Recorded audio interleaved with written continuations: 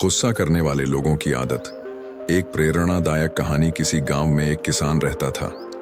वह अपने मेहनती स्वभाव और सरल जीवन के लिए जाना जाता था, लेकिन उसकी एक आदत थी। वह बहुत जल्दी गुस्सा हो जाता था। छोटी छोटी बातों पर उसका पारा चढ़ जाता था और वह गुस्से में दूसरों के साथ चिल्ला पड़ता था।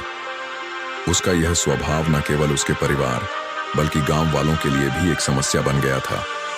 गुस्से का असर। किसान का नाम रघु था। रघु के गुस्से की वजह से लोग उससे डरते थे।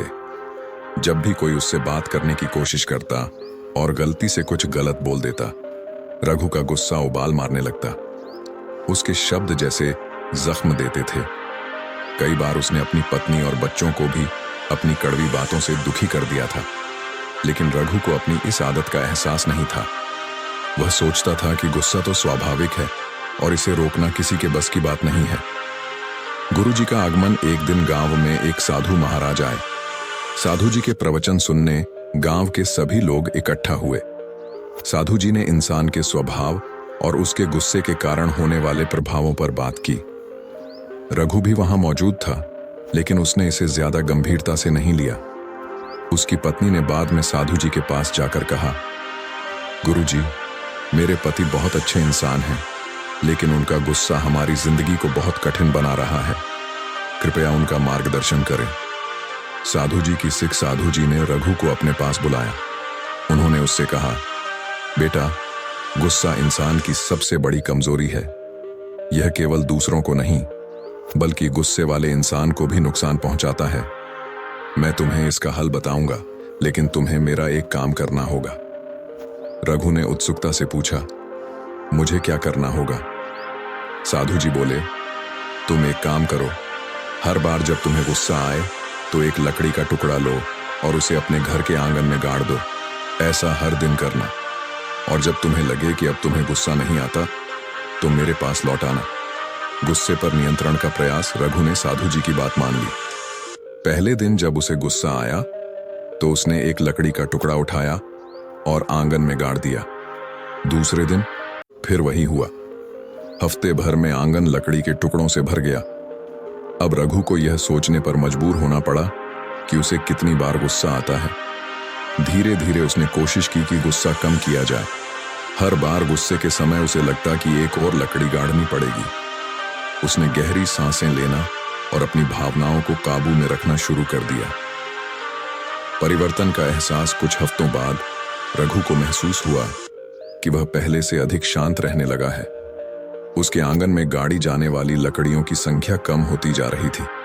उसकी पत्नी और बच्चे भी उसके बदले स्वभाव से खुश थे। रघु को यह देखकर संतोष हुआ। साधु जी के पास वापसी। करीब 1 महीने बाद रघु साधु जी के पास गया। उसने बताया, गुरुजी, आपकी दी गई विधि ने काम किया। अब मुझे पहले जैसा गुस्सा नहीं आता। साधु जी मुस्कुराए और बोले, बहुत अच्छा। अब एक और काम करो। अपने आंगन में जाओ और हर उस लकड़ी को उखाड़ लो जिसे तुमने गुस्से के कारण गाड़ा था। गुस्से के निशान। रघु ने गुरुजी की बात मानी। उसने आंगन की सारी लकड़ियां उखाड़ दी, लेकिन हर लकड़ी के स्थान पर एक गड्ढा बन गया। जब उसने यह देखा तो वह साधु जी के पास फिर गया और कहा, गुरुजी, मैंने सारी लकड़ियां निकाल दी, लेकिन उनके निशान बाकी रह गए। साधु जी ने गहरी बात कही, बेटा, यही गुस्से की प्रकृति है। गुस्से में हम जो बातें बोलते हैं वे दूसरों के दिल पर गहरे निशान छोड़ती हैं। जैसे ये गड्ढे मिटने में समय लेंगे, वैसे ही तुम्हारे गुस्से के कारण जो चोटें दूसरों को लगी हैं उन्हें भरने में भी समय लगेगा। इसलिए हमेशा सोच समझकर बोलो। गुस्सा जीवन में केवल दर्द देता है। रघु का नया जीवन। रघु ने उस दिन से यह ठान लिया कि वह गुस्से को पूरी तरह से त्याग देगा। वह और अधिक शांत और सहनशील बन गया। अब उसके परिवार और गांव वाले उससे खुश रहने लगे। रघु को अपनी गलती का एहसास हो गया था और उसने गुस्से से आजादी पाकर एक नई शुरुआत की। शिक्षा। यह कहानी हमें सिखाती है कि गुस्सा एक ऐसी भावना है जो दूसरों को दुखी करती है और हमारे रिश्तों को नुकसान पहुंचाती है। यदि हम इसे नियंत्रित करने का प्रयास करें तो हमारे जीवन में शांति और खुशहाली आ सकती है।